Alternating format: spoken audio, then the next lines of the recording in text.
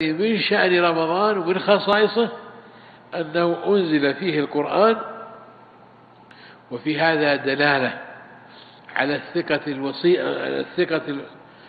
الصلة الوثيقة بين الصيام والقرآن، وأن من شأن الصائم أن يكون تاليا للقرآن آناء الليل وآناء النهار.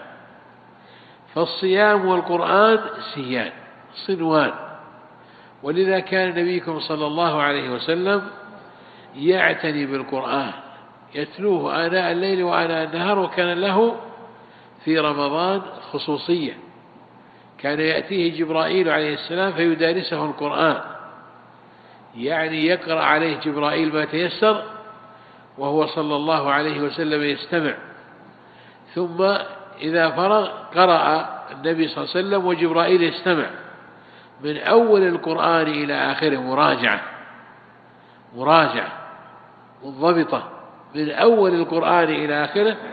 كان يأتيه عليه الصلاة والسلام كل سنة مرة في رمضان، وفي السنة الأخيرة جاءه مرتين، يعني عارضه القرآن مرتين لتثبيته. فإذا القرآن له صلة بالصيام، والصيام زينته القرآن. فلهذا يعرف المؤمن فضل الله عليه جل وعلا بتشريع الصيام وباختيار أفضل الأزمان له وهو شهر رمضان. فإذا اجتمع لك شرف العمل وشرف الزمن، اجتمع لك بذلك فضل العمل وفضل الزمن.